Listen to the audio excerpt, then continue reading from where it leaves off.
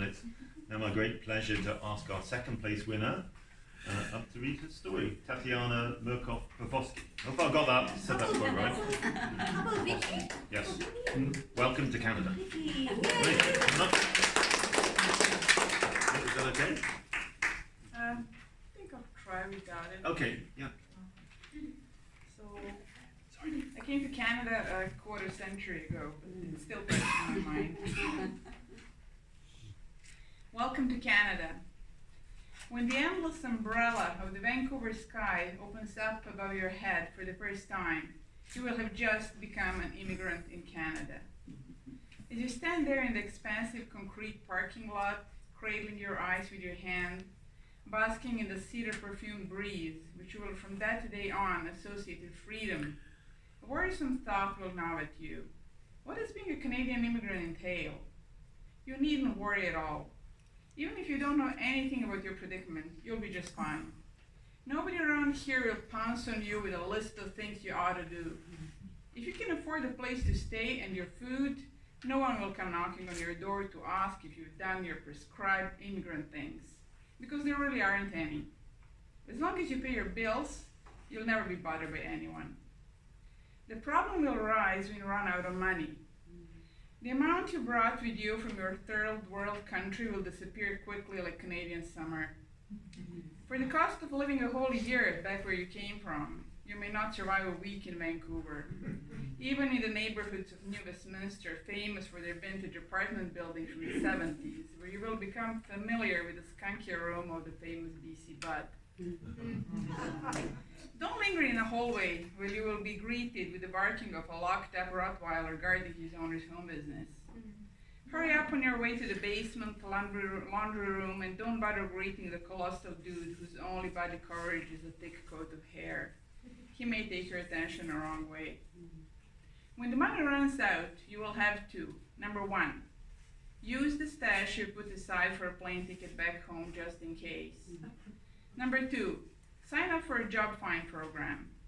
Look for one in a good neighborhood, not one of those with a bunch of tattooed guys in undershirts and the baseball hats worn backward. Number three, get a job. In a job find program, you'll get to know people you'll otherwise never have a chance of meeting in your life. There will be some familiar faces too. You'll find there your thick-tongued Eastern European bunch, chewing on the English language, each of your words sounding more nostalgic than the previous one. If you know what's good for you, you'll find savvy Asian friends, and they will teach you everything you need to know about making it on a dime. Sooner or later, you'll become employed. A working immigrant, which is infinitely better than being one who collects social security checks and raids the food bank every month. You will be paying your bills and filing tax returns, buying IKEA furniture, and throwing away all the junk you collected from garage sales in your early immigrant days, when finding a full set of chipped mugs made your day.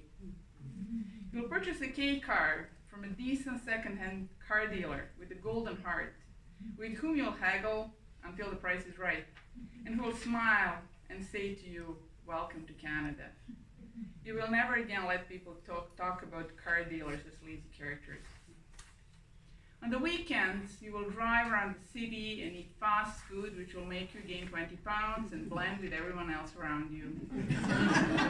Yes, being an immigrant is a very good thing, until something bad happens.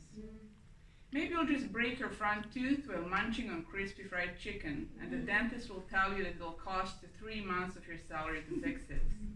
Or a guy you know will fall from the scaffoldings at the construction site where he works illegally and he'll lose his right eye. Or a friend who immigrated at the same time as you will get run over crossing the street on his way from the night shift.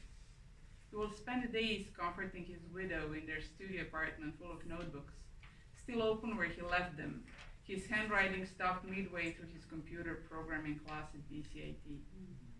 When one or all of these things happen, the transient nature of being an immigrant will reveal itself to you. This will not feel good. You and your friends will see yourselves as clumps of tumbleweed in a flowering meadow. Being an immigrant won't be enough for you anymore. You will have a crystal clear vision of where you must aim your life. Unfortunately, there is no how-to-do book for this. It's something each of us has to figure out on our own. Whatever it takes, however we can, by any means possible, we shall become firmly rooted Canadians.